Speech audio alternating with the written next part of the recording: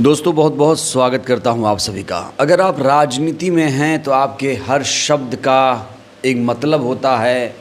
आप जो कुछ लिखते हैं उसके मायने मतलब निकाले जाते हैं और निकाले जाने भी चाहिए, क्योंकि राजनेताओं के हर एक बयान का एक मतलब होता है और कभी कभी नेताओं के बयानों का विश्लेषण भी किया जाता है, तब जाकर उसके गहरे अर्थ समझ में आते हैं।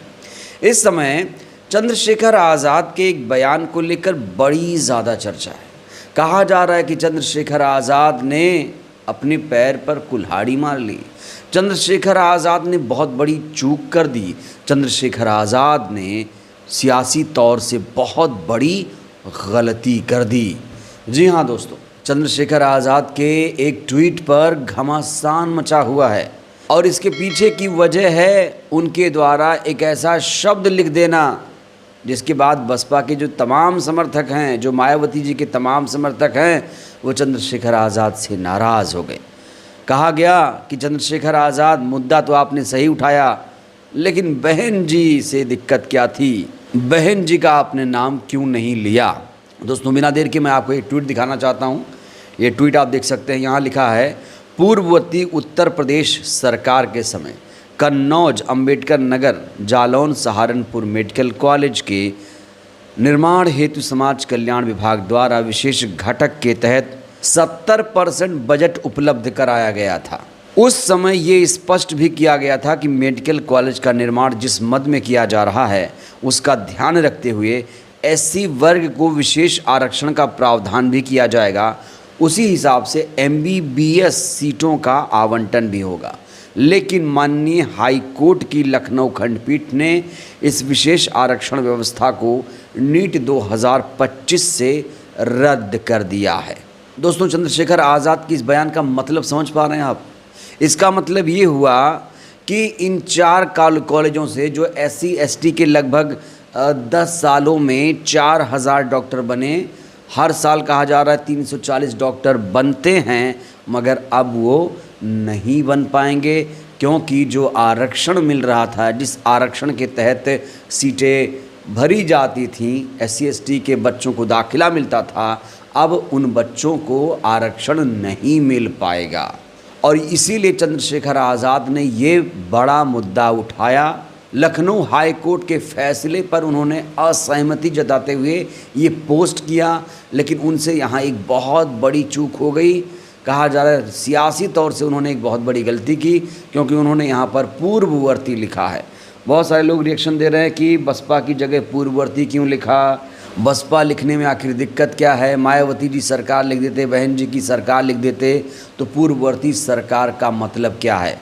क्या है? अखिलेश यादव समझा जाए, मुलायम सिंह यादव समझा जाए, इसका क्या मतलब है? दोस्तों आपको बता दें कि जो अंबेडकर नगर, कन्नौज, जालौन और सहारनपुर का मेडिकल कॉलेज है, इसका निर्माण बीएसपी के शासन में हुआ था और तत्कालीन सरकार ने आरक्षण की व्यवस्था भी की थी। लेकिन यहाँ पर चंद्रशेखर आज़ाद इस बात को लेकर ट्रोल हो गए हैं कि उन्होंने बीएसपी सरकार नहीं लिखा, पूर्ववर्ती सरकार उन्होंने लिख दिया।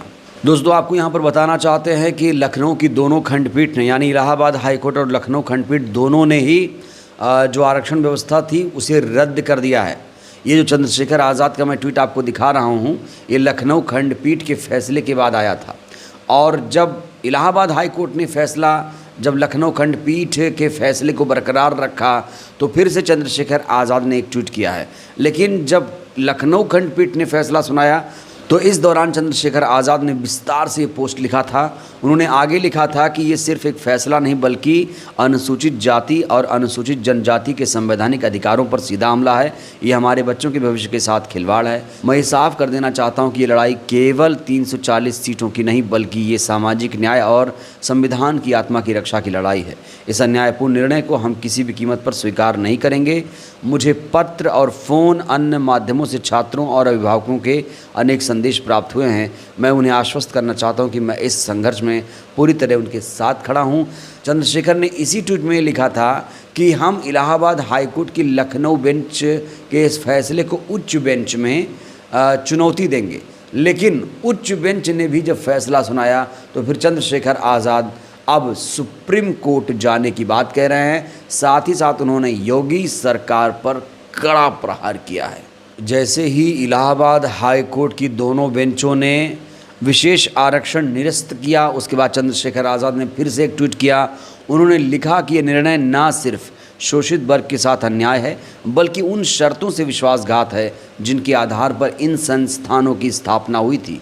ये फैसला बाबा साहेब अम्बेडकर के सामने सर झुकाने वाली योगी सरकार के दोहरे चरित्र को भी उजागर करती है, क्योंकि मेरे संज्ञान में आया है कि सरकार की तरफ से पक्ष रखने वालों ने हाई कोर्ट में इस फैसले पर सहमति जताई है। याद रखिए, इन मेडिकल कॉलेजों का निर्माण समाज कल्याण विभाग की विशेष घटक योजना से 70% बजट लगाकर हुआ था। उस समय स्पष्ट किया गया था कि जिस मद से निर्माण होगा उसी के अनुरूप अनुसूचित जाति जनजाति वर्ग को विशेष आरक्षण मिलेगा और MBBS सीटों का आवंटन भी उसी आधार पर होगा। लेकिन हाईकोर्ट का ये फैसला उस ऐतिहासिक न्याय और सामाजिक उद्देश्य को बेरहमी से रौंदता है। यहाँ आप देख रहे हैं ट्वीट में हाईकोर्ट के फैसले से चंद्रशेखर आज़ाद बहुत ज़्यादा नाराज़ नज़र आ रहे हैं। उन्होंने आगे लिखा है कि हम इस फैसले के खिलाफ अब सुप्रीम कोर्ट में चुनौती देंगे। साथ ही योगी सरकार से अपील करते हैं कि अगर वास्तव में वो अपने आप को दलित हितैषी कहती है तो इस बात को साबित करे, विधानसभा में कानून बनाकर 4 मेडिकल कॉलेजों का विशेष आरक्षण बरकरार रखे। दोस्तों, यहाँ पर देखिए, बड़ी बात यह है कि जब हाई कोर्ट कोई फैसला देता है तो फिर विधानसभा से कानून बनाया जाता है।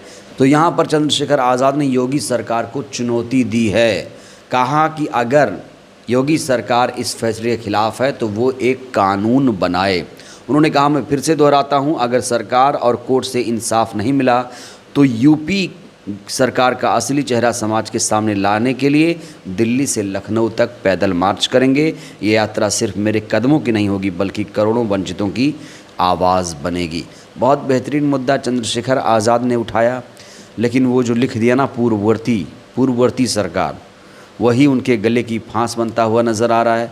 लोग जहाँ एक तरफ तारीफ़ तो कर रहे हैं, लेकिन बहुत सारे लोग आलोचना कर रहे हैं चंद्रशेखर आज़ाद की कि चंद्रशेखर जी, आप तो एक तरफ बहन जी को माँ बताते हैं, गुरु बताते हैं, बुआ भी कहते हैं, तो फिर बसपा सरकार लिखने में दिक्कत क्या थी? बसपा सरकार लिखने में आखिर दिक्कत क्या थी?